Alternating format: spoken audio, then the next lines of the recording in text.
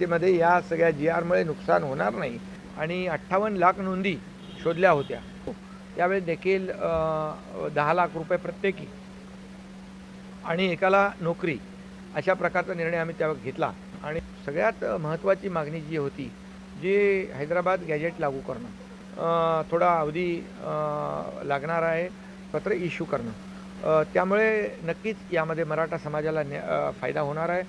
त्रिसदस्यीय कमिटी गठीत केली म्हणजे अगदी खालच्या पातळीवर जाऊन त्या अर्जदाराच्या बाबतीमध्ये व्हेरिफिकेशन करणं, गृहचौकशी म्हणजे चौकशी करणं त्याचं, यासाठी त्रिसदस्यीय देखील समिती आपण गठीत केली. त्या अगदी कुळातल्या कुणाचंही कुणबी प्रमाणपत्र असेल तर तो आधार धरून ज्याला कुणबी प्रमाणपत्र पाहिजे त्याने अर्ज करावा.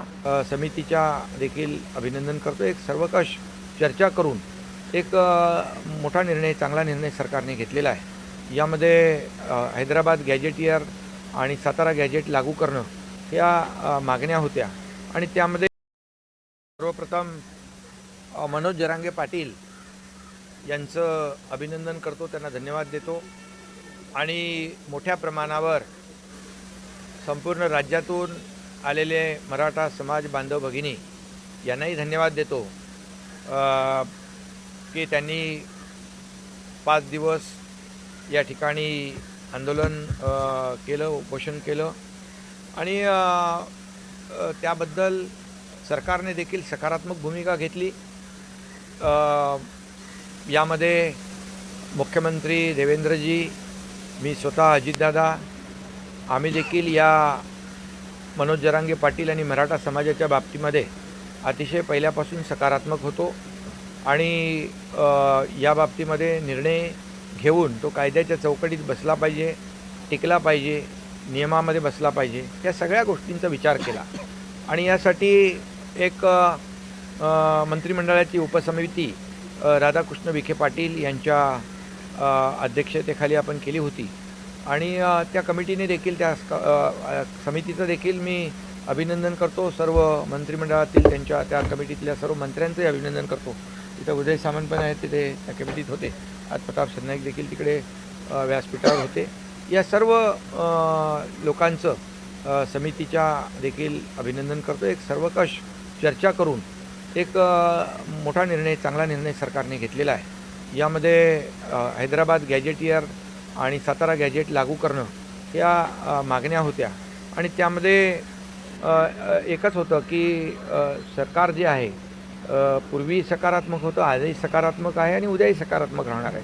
हैदराबाद गॅजेट लागू करण्यासंदर्भातलं किंबहुना प्रमाणपत्र मिळणं अधिक सुलभ होणं, सोपं होणं, या बाबतीमध्ये निर्णय होणं आवश्यक होतं अशी त्यांची मागणी होती आणि त्यामुळे हैदराबाद गॅजेटच्या GRमध्ये गाव असेल, कुळ असेल, या गावातल्या आणि नातेसंबंधातल्या कुळातल्या कुणाचंही कुणबी प्रमाणपत्र असेल तर तो आधार धरून ज्याला कुणबी प्रमाणपत्र पाहिजे त्याने अर्ज करावा आणि ॲफिडेविट द्यावं आणि त्याची जी काही चौकशी आहे, आपण पूर्वी जसं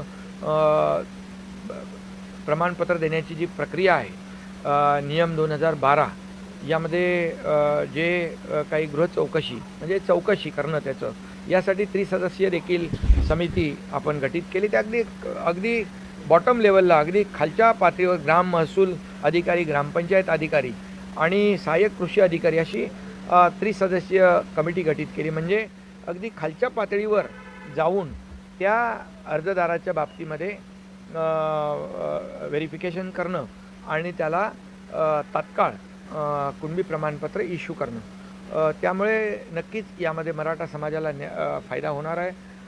सातारा गॅजेटच्या संदर्भात थोडा अवधी लागणार आहे आणि तोही त्यांना सांगितलेला आहे आणि त्याचबरोबर इतर म्हणजे सगळ्यात महत्त्वाची मागणी जी होती, जी हैदराबाद गॅजेट लागू करणं, ती त्याचं GR आमच्या सरकारने आज काढलेलं आहे. यामध्ये मी सगळ्यांचंच, ज्यांनी आपली कायदेशीर सल्ला दिला, आमचे AG असतील, त्याचबरोबर इतर जे काही यामध्ये कायदेतज्ञ असतील, या ज्यांनी सहकार्य केलं त्या सगळ्यांनाच मनापासून धन्यवाद दिलं पाहिजे आणि मोठ्या प्रमाणावर या ठिकाणी आणखी मागणी जी होती की ज्यांचा या आंदोलनामध्ये मृत्यू झालेला आहे त्यांना देखील जो काही जी मदत द्यायची आहे ती देखील देण्याची मागणी होती.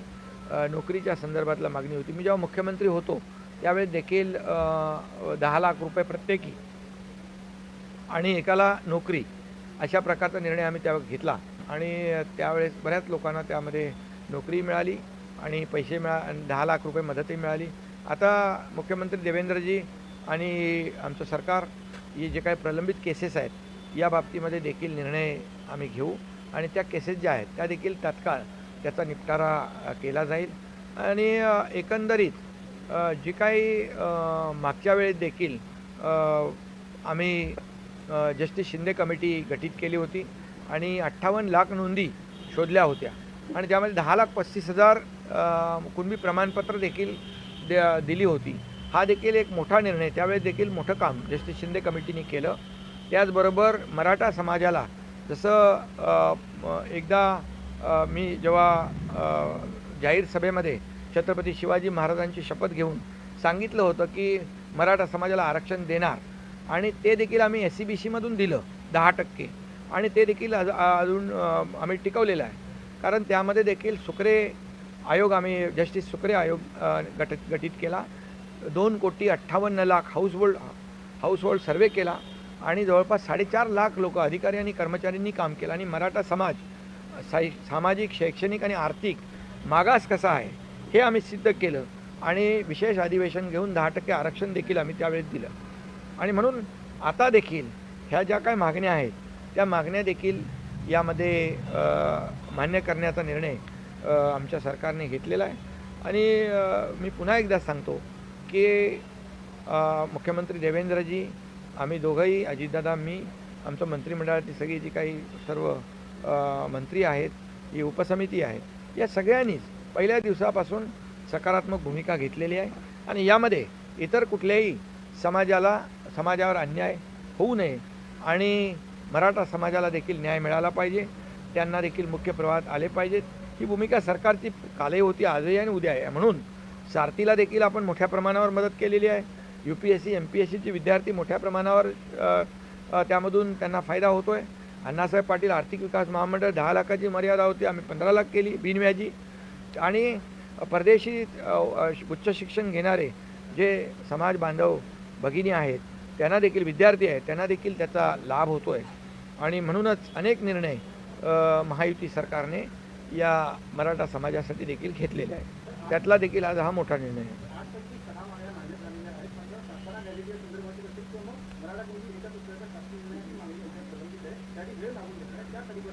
बघा, कुठलाही निर्णय घेताना तो कायदेशीर असला पाहिजे, नियमात बसला पाहिजे, कायद्याच्या चौकटीत टिकला पाहिजे, अशा प्रकारचं धोरण आणि भूमिका सरकारची आहे.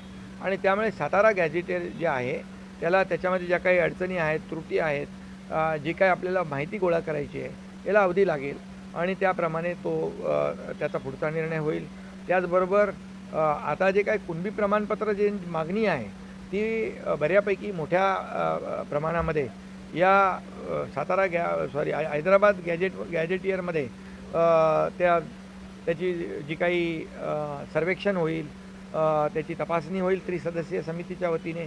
हे सगळं जे काय आहे ही प्रमाणपत्र देण्याच्याबद्दल कार्यपद्धती अतिशय सुलभ आणि सोपी असली पाहिजे आणि सोप्या पद्धतीने त्या मराठा समाजातल्या अर्जदाराला, मागणीदाराला प्रमाणपत्र मिळालं पाहिजे, ही भूमिका सरकारची होती आणि म्हणून यामध्ये आजचा निर्णय आपण घेतलेला आहे.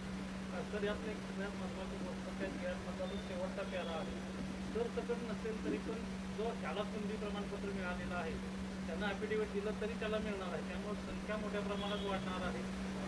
नाही, यामध्ये ज्याच्या म्हणजे कुळामध्ये, गावातल्या व्यक्तीकडे, नातेसंबंधातल्या व्यक्तीकडे कुणबी प्रमाणपत्र असेल तर त्याचा आधार घेऊन जो अर्जदार आहे प्रतिज्ञापत्र देईल की मी कुणबी आहे, मला कुणबी प्रमाणपत्र पाहिजे आणि मग ती त्रिसदस्यीय जी समिती आहे त्याची तपासणी करेल आणि तपासणी केल्यानंतर त्याला प्रमाणपत्र ते देईल. तो अधिकार आहे. कारण ज्याच्या नातेवाईकाकडे कुणबी प्रमाणपत्र आहे त्याला कुणबी प्रमाणपत्र देण्याचं आपल्या सरकारचं धोरण आताचं नाही, ते फार पूर्वीपासूनचं आहे.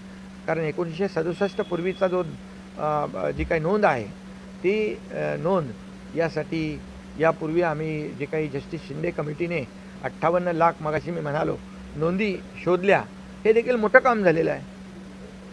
जरांगे पाटील यांच्याशी थेट चर्चा करत होती, मात्र काही बॅकडोर हालचाली देखील सुरू होत आहेत की त्यांचं कशा प्रकारे पुन्हा लवकर उद्योजन सोडवण्यासाठी काही हालचाली सुरू होते? नाही, हालचाली आमच्या काय पडद्याच्या मागून काही नसतं, पडद्यासमोरच असतं. त्यामुळे जे काय आहे ते जी आरमध्ये आलेलं आहे आणि जी आरमध्ये जे आम्ही जी आर जो काढलेला आहे तो जी आर मनोज जरांगे पाटील आणि त्यांच्या इतर लोकांनी त्याचं वाचन केलेलं आहे. आणि त्यामुळे मला वाटतं आजचा जो काही निर्णय आहे त्यामुळे त्या निर्णयामुळे इतर कुठल्याही समाजावर अन्याय होणार नाही याची देखील काळजी आमच्या सरकारने घेतलेली आहे. आरक्षण संपवणार आहे असं म्हणतात. एकूण या ठिकाणी रस्त्यावरती उतरल्याची भाषा सरकारला समजते का, रस्त्यावर उतरावं लागेल आम्हाला असा इशारा सुद्धा नाही, बघा याच्यामध्ये आम्ही जो निर्णय घेतला आहे तो कायदेशीर घेतलेला आहे. कुणाचंही कमी करून इतर कुणालाही देण्याचा निर्णय घेतलेला नाही, ती आमची भूमिका नाही. मी जेव्हा मुख्यमंत्री होतो तेव्हाही देवेंद्रजी, अजितदादा आमची तीच भूमिका होती. आज देवेंद्रजी मुख्यमंत्री आहेत, आमची टीम तीच आहे. आमची भूमिका कधीही बदललेली नाही, कधीही बदलणार नाही.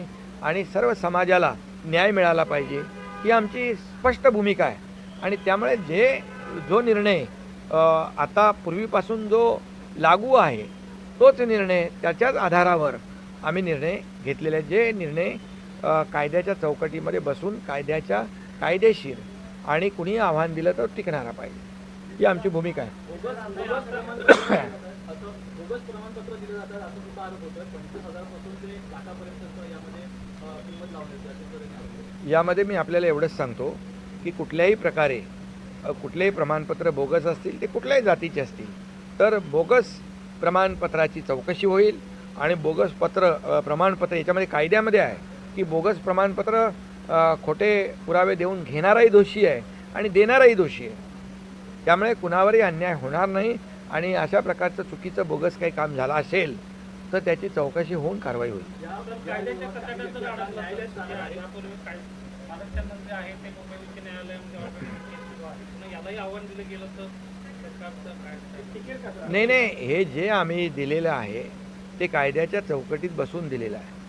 त्यामुळे आणि अगोदर जे आम्ही आरक्षण 10% दिलेलं आहे ते देखील कायद्याच्या चौकटीत बसवून दिलेलं आहे. कारण सुप्रीम कोर्टाने जेव्हा देवेंद्रजी मुख्यमंत्री होते तेव्हा आम्ही 13% 12% आरक्षण दिलं. हायकोर्टामध्ये ते आम्ही टिकवलं. परंतु दुर्दैवाने सुप्रीम कोर्टामध्ये जे सत्ताधारी होते त्यांना टिकवता आलं नाही. हे त्यांचं अपयश आहे आणि त्यामुळे मी त्याच्यात जात नाही.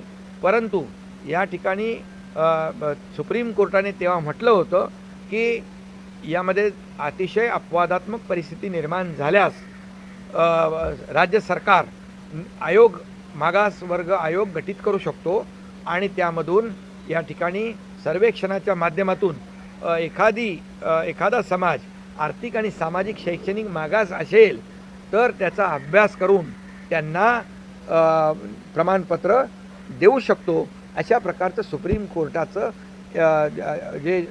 जेव्हा रद्द केलं त्याच्या जजमेंटमध्ये जे त्यांनी एक पॅरामध्ये मला वाटतं 557 काहीतरी तो पॅरा आहे आणि यामध्ये आम्ही त्याचा आधार घेऊनच जस्टिस सुक्रे आयोग आम्ही गठीत केला आणि त्याप्रमाणे आम्ही पूर्णपणे याचं सर्वेक्षण जे केलं. आपल्याला मी पुन्हा एकदा सांगतो 4.5 लोकांनी सर्वेक्षण केलं आहे आणि 4.5 लाख लोक काम करत होते. 2,58,00,000 हाऊसहोल्डचं सर्वेक्षण केलेलं आहे. आत्तापर्यंतच्या इतिहासातला सगळ्यात मोठा सर्वे आहे आणि त्यामुळे मराठा समाज मागास कसा आहे, आत्महत्याग्रस्त शेतकरी किती टक्के, यामध्ये माथाडी कामगार, मोलमजुरी करणाऱ्या घरकाम करणाऱ्या आमच्या भगिनी, त्याचबरोबर डबेवाले, ऊसतोड कामगार, हे सगळे लोक त्याच्यामध्ये आहेत. आणि म्हणूनच मला वाटतं तो जो हायकोर्टामध्ये जो निर्णय आम्ही दिलेला आहे तो टिकेल आणि हा जो निर्णय दिलेला आम्ही आहे तो देखील कायदेशीर आहे आणि कायद्याच्या चौकटीत बसवून आम्ही दिलेला आहे. पण जर परत हे प्रकरण कोर्टात गेलंच समजा गॅजेट लागू करण्याच्या GR च्या विरोधात वगैरे तर सरकारची काय भूमिका असेल? कारण जरांगे असं म्हणतात की फसवणूक झाली किंवा दगाफटका झाला तर कुठल्याही मंत्र्यांना आमदारांना ठेवू नये. नाही, परंतु असं मी आपल्याला सांगतो, GR जो काढलेला आहे हा GR कायद्याच्या चौकटीत बसणारा आहे, नियमामध्ये बसणारा आहे. प्रमाणपत्र देण्याची पद्धत जी आहे ही सुलभ केलेली आहे आणि त्यामुळे मला वाटतं कुणालाही आक्षेप घेण्याची आवश्यकता नाही. कारण आपण कुठल्याही इतर म्हणजे OBC समाज असेल इतर कुणाचंही आरक्षण कमी करून मराठा समाजाला आरक्षण देण्याची भूमिका आमची कालही नव्हती, आजही नाही, उद्याही नाही आहे. त्यामुळे मला वाटतं एक संपूर्ण सारासार विचार करून यामधून पूर्ण माहिती घेऊनच हा निर्णय आम्ही घेतलेला आहे. या आंदोलनाच्या मागे विरोधक म्हणजे असं वाटतं तुम्हाला महाविकास आघाडीने काही ठरवलं? आता त्याच्यामध्ये मी जात नाही. विरोधी पक्ष नेहमी विरोध करत असतात आणि बघत असतात सरकार कुठं अडचणीत येतं का, परंतु त्यांना जमलं नाही. कारण सरकार मजबूतीने आम्ही सगळे, मी आहे, देवेंद्रजी आहेत, अजितदादा आहेत, आमचे सगळे मंत्री आहेत, एक दिलाने सर्वजण या निर्णयाच्या मागे ठाम होतो. आणि हा निर्णय खरं म्हणजे मनोज जरांगे पाटील हे मराठा समाजासाठी गेले अनेक वर्ष लढत आहेत. एक संवेदना असणारा माणूस आहे आणि म्हणूनच आमचं सरकार देखील संवेदनशील आहे आणि म्हणून संवेदनशील सरकार असल्यामुळे आम्ही हा निर्णय कायदेशीर आणि सर्व नियम बघूनच घेतलेला आहे. धन्यवाद.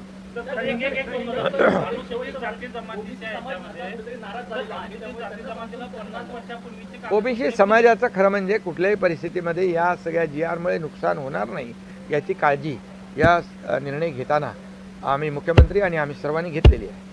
तर एक बाजू अनुसूचित जाती जमाती जे आहेत त्यांना 1950 पूर्वीचे आधुनिक कागदपत्र द्यावे लागतात.